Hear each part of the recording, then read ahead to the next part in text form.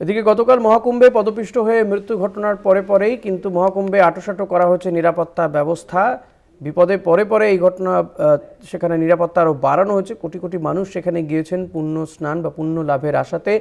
ভিভিআইপিরাও সেখানে যাচ্ছেন। দেখা যাচ্ছে যে ভিআইপি বা ভিভিআইপিদের জন্য যে নিরাপত্তা কড়াকড়ি করা হচ্ছে, সাধারণ মানুষের ক্ষেত্রে কিন্তু সেই নিরাপত্তা দেখা যাচ্ছে না। ফলত গতকাল এই ধরনের দুর্ঘটনা ঘটে গেছে। এর আগে আমরা দেখেছি যে আগুন লেগে যাওয়ার ঘটনা ঘটেছে, এবং এই গতকালের এই দুর্ঘটনার পরে আজকে সেখানকার কি ব্যবস্থা, ঠিক কি চলছে, নিরাপত্তা কেমন কড়াকড়ি হয়েছে, সবটা জানবো। আমাদের প্রতিনিধি मनीष तिवारी রয়েছেন আমার সঙ্গে टेलीफोन। मनीष जी, कल जो हादसा हुआ था उसके बाद महाकुंभ मेला का, प्रयागराज का कितना स्थिति बदल हुआ है और जो सिक्योरिटी था वो कितना बदल हुआ है? जी ऋषिकेश, अगर देखा जाए तो जिस प्रकार से 30 लोगों की मौत हुई और 36 लोग 36 जो है अभी भी उनका इलाज जो है हॉस्पिटल में चल रहा है, उनकी स्थिति काफी गंभीर है। तो कहा जा सकता है जिस प्रकार से ये एक्सीडेंट होने के बाद जो है काफी नियम कानूनों में चेंज किया गया है। जो गाड़ी के पासेस थे उनको पासेस को कैंसिल कर दिया गया है, जो वीआईपी पासेस थे, और जिन वीआईपी के साथ जो है स्कॉट्स गाड़ियां आती थी, उन स्कॉट्स गाड़ियों को जो है उन पर पाबंदी लगा दी गई। और जिस प्रकार से मेले की तरफ जो भी गाड़ियां व्हीकल्स जाती थी उन पर भी रोक लगा दी गई है। तो कहा जा सकता है जिस प्रकार से वीआईपी के आने पर कई स्कॉट्स गाड़ियां रहती थी, उनकी सिक्योरिटी पर्पज से उसको अब पूरी तरीके से उस पर प्रतिबंध लगा दिया गया है। अब कहा जा सकता है जिस प्रकार से इसी प्रकार से नियमों को और भी बदलाव किए गए हैं, चाहे वो ट्रेन को हो या बस की सेवा को और भी बढ़ाया गया है। जिस प्रकार से 27 करोड़ लोग जो है आज तक जो है पहुंच चुके हैं, पहुंचकर उन्होंने स्नान किया है। इतनी बड़ी भीड़ होने के बाद जो है इस प्रकार के सख्त नियम लिए जा रहे हैं, क्योंकि कल जिस प्रकार की जो अप्रिय घटना हुई वो सरकार के लिए सबसे इम्तिहान की घड़ी है। आगे के लिए उसी को देखते हुए अभी 26 फरवरी तक जो है ये मेला चलना है। अभी 3 तारीख को बसंत पंचमी है और उस दिन भी उम्मीद की जा रही है कि करोड़ों की संख्या में लोग यहाँ पर आ सकते हैं। इसीलिए इस प्रकार से इन नियमों को लागू किया गया है। वीआईपी व्हीकल्स हर एक प्रकार से जो है प्रतिबंध किया गया है, उन पर रोक लगाई गई है। आइए हम उन तस्वीरों को भी दिखाते हैं। सुरक्षा के मद्देनजर हर एक बॉर्डर पर इसी प्रकार से पुलिसकर्मी मौजूद हैं। उनको नियम कानून के तहत जो पब्लिक यहाँ पर चल रही है उनको पहुँचने के लिए कहा गया है कि यहाँ पर पहुँच करके जो है इसी प्रकार से जिस प्रकार से पुलिस या यहाँ का प्रशासन बताता है उसी प्रकार से चले। उनको आगाह किया जा रहा है जिस प्रकार से इतना बड़ा हादसा हुआ है उस हादसे में वो हादसा दोबारा ना हो, इसलिए इस प्रकार की सिक्योरिटी लगातार देखने को आपको मिलेगी। सभी लोग अब ये लोग जो जा रहे हैं ये स्नान करके रेलवे स्टेशन की तरफ जा रहे हैं। संगम से ये स्नान मॉर्निंग में कर चुके हैं।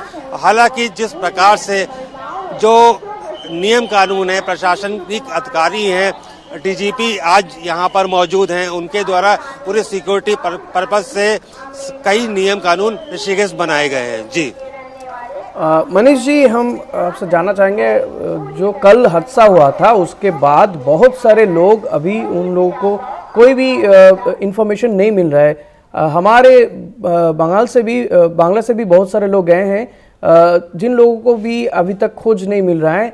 कैसे मिलेगा उसका खोज, कैसे ये इन्फॉर्मेशन कहाँ से मिल रहा है, और जो जानकारी दे रहे हैं वो लोग वो सफिशिएंट नहीं है? जी बिल्कुल, अगर जिस प्रकार से ये एक सबसे बड़ी परेशानी है, अगर देखा जाए तो इमरजेंसी कॉल में 1920 नंबर 1920 जो मेले की शुरुआत से इसकी शुरुआत की गई थी, कोई भी नंबर नया रूप से जारी नहीं किया गया है। 30 लोगों की जो मौत हुई उसमें 25 लोगों की पहचान हो सकी है। 5 लोगों की अभी तक पहचान नहीं हो पाई, वो कहाँ के रहने वाले हैं और वो कौन है। इसी प्रकार से अभी ऐसे बहुत सारे परिवार मिल रहे हैं जिनके जो लोग जो हैं अभी भी लापता हैं। वहीं पर वो लगातार पुलिस थाने और चौकी के चक्कर काट रहे हैं, कंट्रोल रूम में जाकर के अपने परिजनों का नाम बता रहे हैं। आप देख सकते हैं, आप सुन रहे हो लगातार लाउड स्पीकर में जो लोग बिछड़ गए हैं, आज भी बिछड़ गए हैं, इसी प्रकार से अनाउंसमेंट हो रहा है, अगर कोई जहां पर हो वो उस कंट्रोल रूम पर पहुंच सके।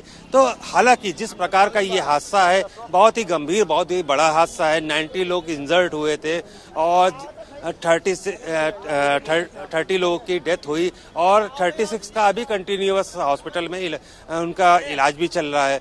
तो कह सकते हैं कि इस प्रकार का दोबारा कोई एक्सीडेंट ना हो, इस प्रकार की कोई घटना ना हो, तो काफ़ी नियम कानूनों को चेंज करते हुए जो है आगे की कार्रवाई जरूर की जा रही है।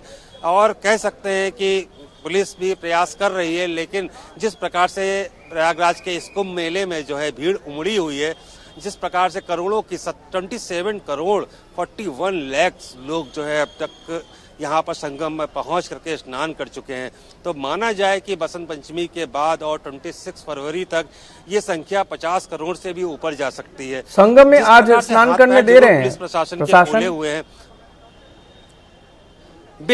जी बिल्कुल, कल शाम से ही दिन भर तो सारी बैरिकेड लगा दिए गए थे।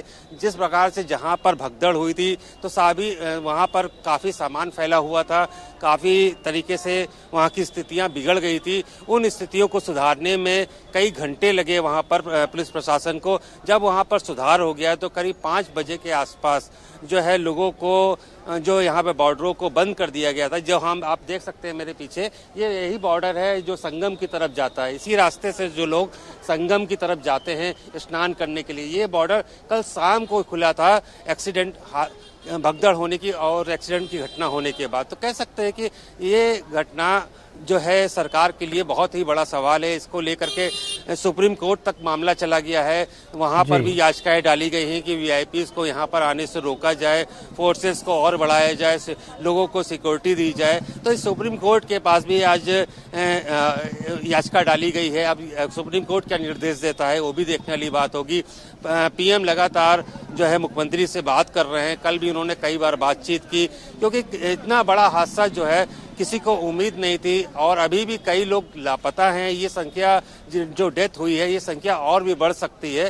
तो कह सकते हैं कि जिस प्रकार से सबसे अहम बात ये देखने को मिलेगी कि जिस प्रकार से सरकार दावा कर रही थी कि सिक्योरिटी पर्पज से पूरा बंदोबस्त किया गया, तो इतनी बड़ी खामी, जिस प्रकार से लगातार खामी देखने, इससे पहले इस खामियों को देखते हुए विपक्षी दल समाजवादी पार्टी के नेता अखिलेश यादव ने भी आगाह किया था कि वीआईपीज की एंट्री पर रोक लगाई जाए। यहाँ पर लोगों की सुरक्षा या जो बुजुर्ग लोग हैं उनकी जो है व्यवस्था ठीक नहीं है।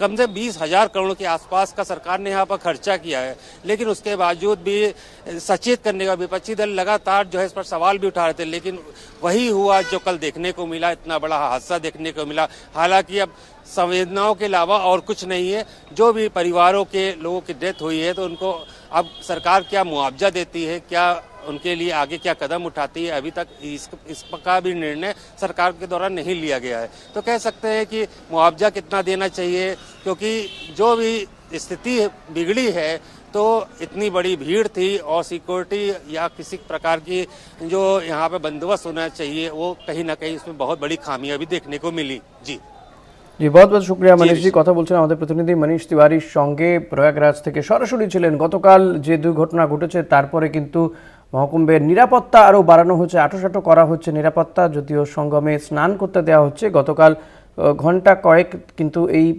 সেখানে স্নান করতে দেওয়া হচ্ছিল না, ব্যারিকেড করে গোটা পরিস্থিতি নিয়ন্ত্রণে নিয়ে আসার চেষ্টা করা হচ্ছিল। বিকেল 5টার পর থেকে স্নান করতে দেওয়া হচ্ছে। প্রচুর মানুষ সেখানে ভিড় জমাচ্ছেন, আরও মানুষ আসছেন। মনে করা হচ্ছে পরবর্তী যে শাহী স্নান রয়েছে, যে সরস্বতী পুজোর দিন বসন্ত পঞ্চমীতে, সেদিনেও কিন্তু এই নিরাপত্তা কিন্তু চ্যালেঞ্জের মুখে পড়বে। সেদিন কিভাবে এই নিরাপত্তা ব্যবস্থা গড়ে তোলা হয়, কতটা আঁটোসাঁটো থাকে, সেদিকে নজর থাকবে।